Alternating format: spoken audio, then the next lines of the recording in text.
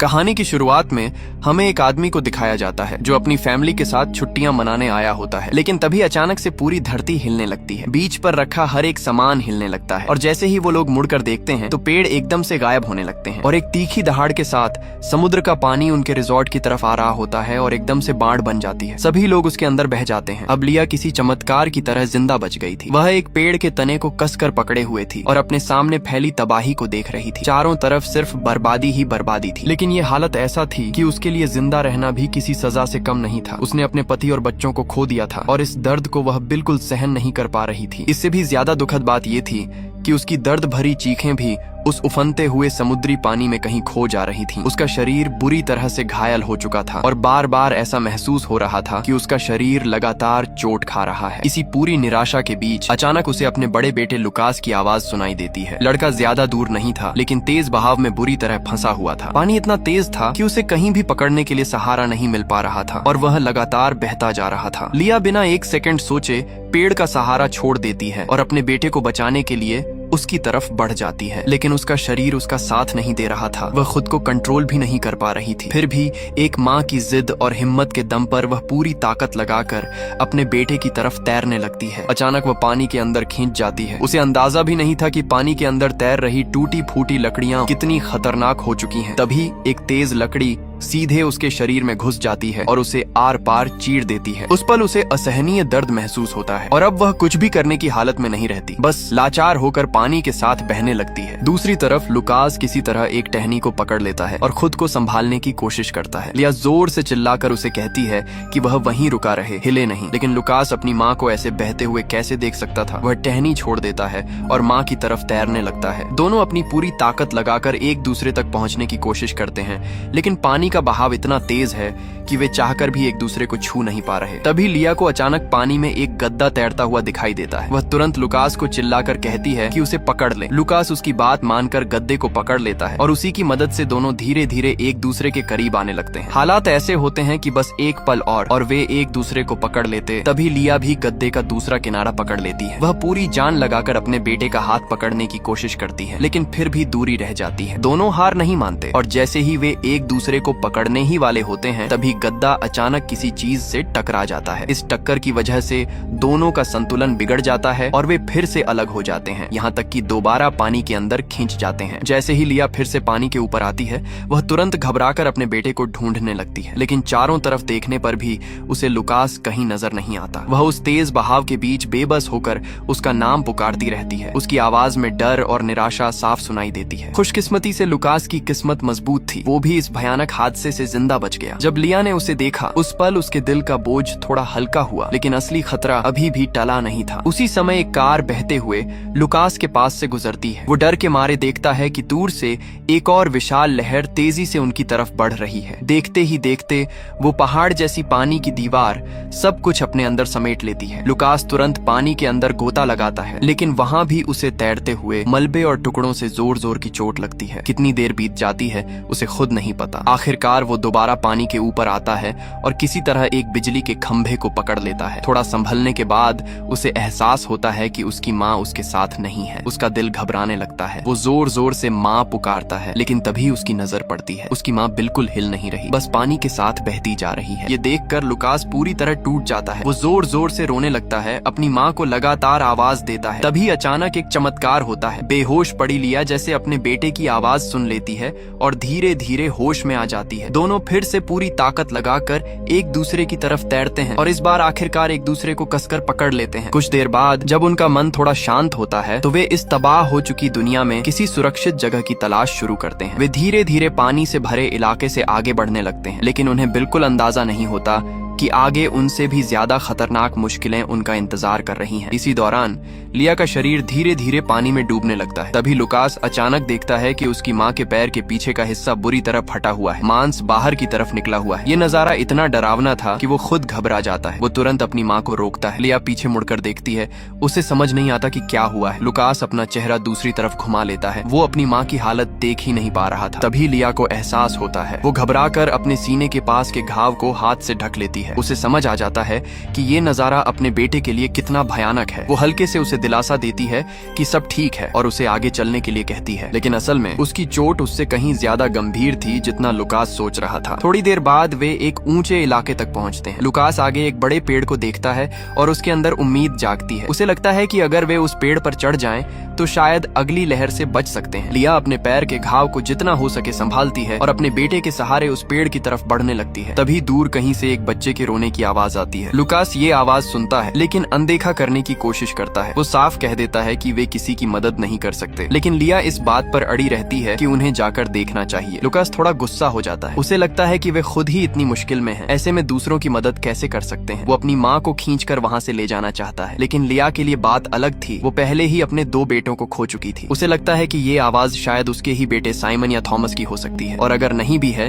तो भी शायद यही आखिरी मौका है जब वे किसी की मदद कर सकते हैं। माँ की ये बात लुकास के दिल को छू जाती है। वो मान जाता है और दोनों उस आवाज की दिशा में जाने लगते हैं। आखिरकार उन्हें एक कोने में एक छोटा लड़का मिलता है जिसका नाम डेनियल होता है। वो बच्चा पूरी तरह सुरक्षित था, उसे कोई चोट नहीं लगी थी। हालांकि वो उसका भाई नहीं था, फिर भी लुकास उसे एक बड़े भाई की तरह संभालता है, उसे शांत करता है। इसके बाद वो अपनी माँ और डेनियल को लेकर उस बड़े पेड़ की तरफ वापस जाता है। लुकास को ये बिल्कुल अंदाजा नहीं था कि जिस अनजान बच्चे को उसने अभी बचाया है वही आगे चलकर उसके टूटे हुए परिवार को जोड़ने में एक अहम कड़ी बनेगा। लुकास पहले खुद पेड़ पर चढ़ता है और उस छोटे बच्चे को ऊपर सुरक्षित बैठा देता है। फिर वो अपनी माँ को ऊपर खींचने के लिए हाथ बढ़ाता है, लेकिन लिया मना कर देती है। वो नहीं चाहती कि उसका बेटा और ज्यादा तकलीफ उठाए। वो खुद चढ़ने की कोशिश करती है, लेकिन उसके घाव का दर्द इतना ज्यादा होता है कि वो एक कदम भी ठीक से नहीं बढ़ा पाती। ये देखकर लुकास तुरंत मदद के लिए आगे आता है। वो अपने हाथों को जोड़कर एक सहारा बनाता है ताकि उसकी माँ उस पर पैर रखकर ऊपर चढ़ सके। इस बार लिया मना नहीं करती। लुकास का छोटा सा शरीर उस वक्त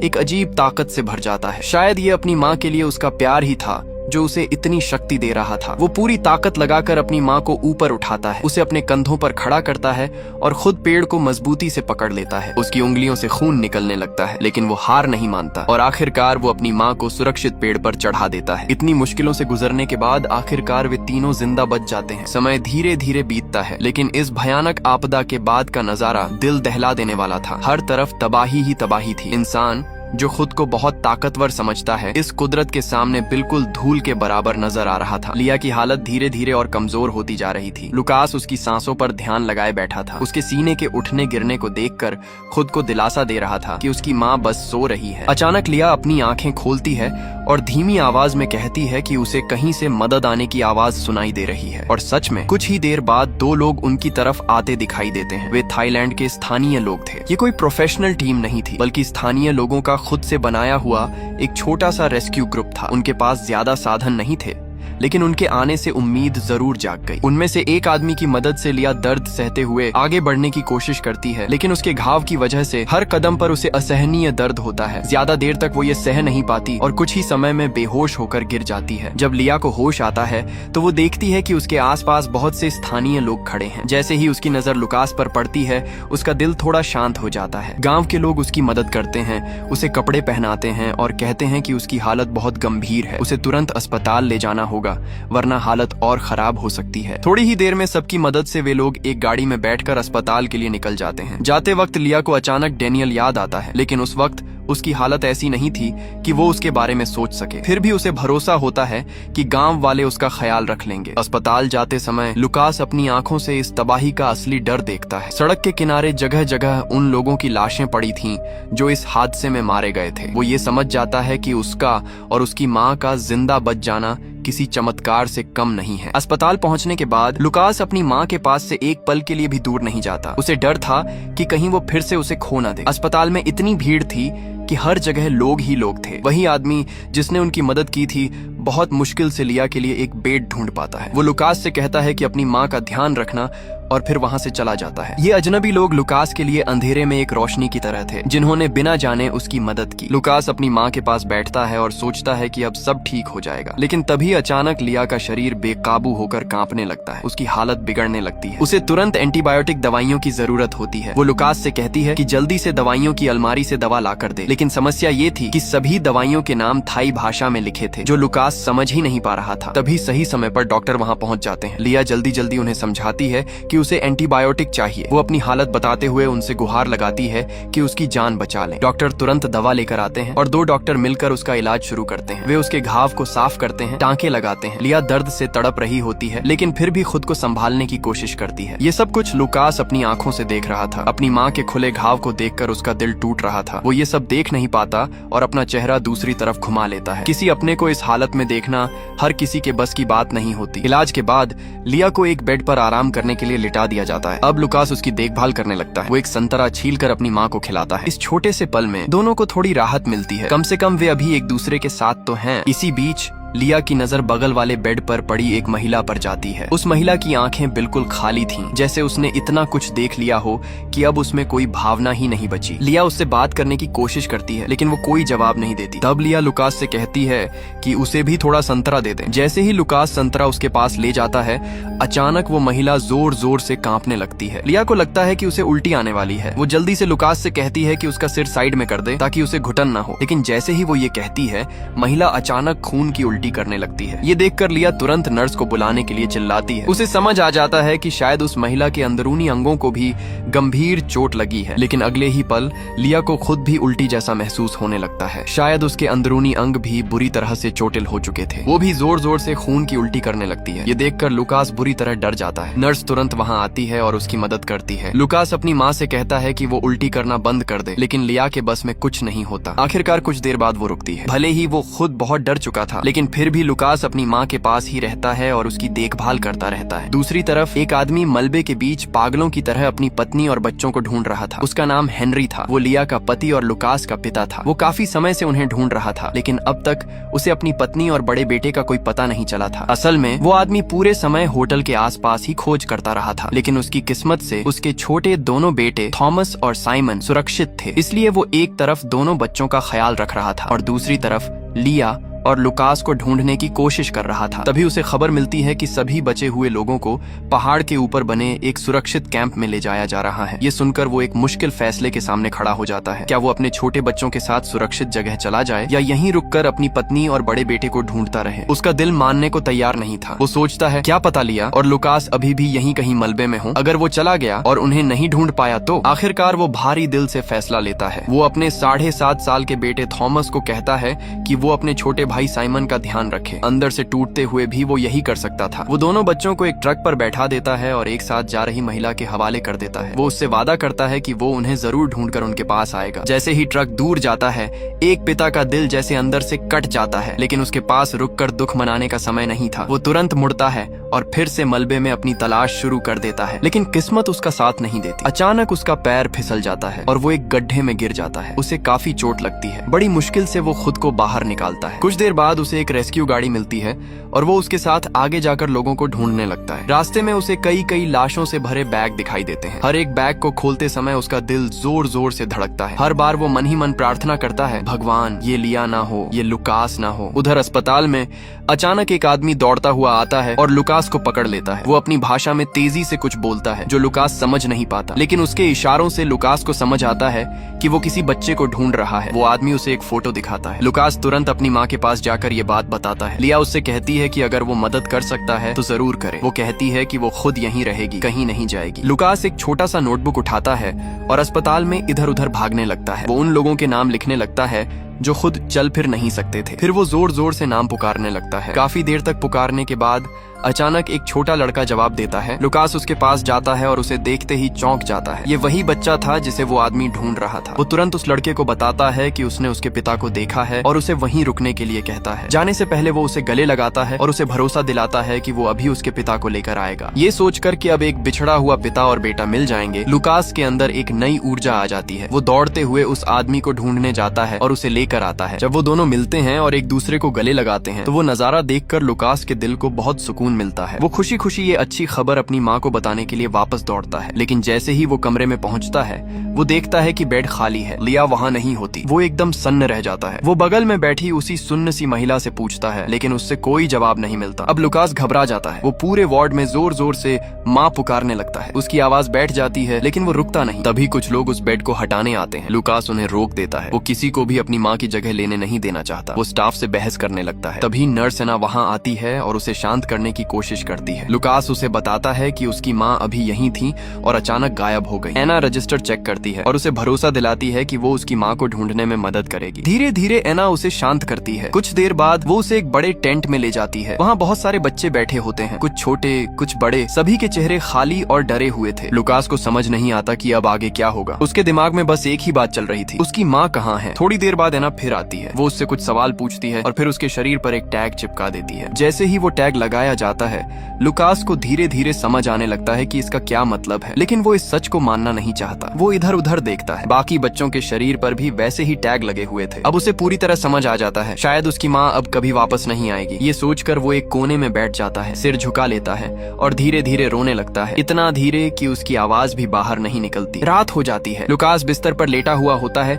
लेकिन उसे बिल्कुल नींद नहीं आ रही होती। वो बार बार करवट बदलता है और उसके दिमाग में सिर्फ अपने परिवार की यादें चल रही होती हैं। तभी नर्स एना चुपचाप आती है और उसे बाहर बुलाती है। वो कहती है कि उसे कुछ चीजों की पहचान करनी है। एक अनजान औरत 3 सामान निकालकर उसके सामने रखती है और पूछती है कि क्या ये उसकी माँ लिया की चीजें हैं। लुकास उन चीजों को ध्यान से देखता है, उन्हें हाथ में लेकर महसूस करता है, लेकिन उसे उनमें कुछ भी अपना सा नहीं लगता। उसे समझ आ जाता है कि ये उसकी माँ की चीजें नहीं है। इसके बाद एना कहती है कि वो उसे एक जगह लेकर जाएगी। जब लुकास को एक बेड के पास ले जाया जाता है और वो देखता है कि उस पर कौन लेटा है, तो इतने दिनों से उसके दिल में जो डर जमा था वो अचानक खत्म हो जाता है। उसकी माँ जिंदा थी। लिया होश में आती है और सबसे पहला सवाल पूछती है, लुकास कहाँ है। दूसरी तरफ लुकास के मन में भी बहुत कुछ चल रहा होता है। वो अपनी माँ से पूछना चाहता है कि वो उसे छोड़कर कहाँ चली गई थी, क्यों उसे ऐसा लगा कि वो हमेशा के लिए उसे खो चुका है। लेकिन जैसे ही वो अपनी माँ को देखता है वो कुछ नहीं कह पाता, बस उसे कसकर गले लगा लेता है। उस पल में उनके लिए सबसे बड़ी बात यही थी कि वे दोनों जिंदा हैं और साथ हैं। एना पास खड़ी होकर समझाती है कि असल में अस्पताल के रिकॉर्ड में गलती हो गई थी और लिया को किसी और के नाम से दर्ज कर लिया गया था। लुकास तुरंत अपनी माँ की हालत के बारे में पूछता है। एना उसे बताती है कि लिया के सीने का ऑपरेशन हो चुका है, लेकिन उसके पैर का ऑपरेशन अभी नहीं हुआ है। वो बहुत कमजोर है, इसलिए पहले उसका शरीर थोड़ा संभलना जरूरी है। लुकास को पूरा यकीन होता है कि उसकी माँ ठीक हो जाएगी। वो फिर से उसकी देखभाल की जिम्मेदारी उठा लेता है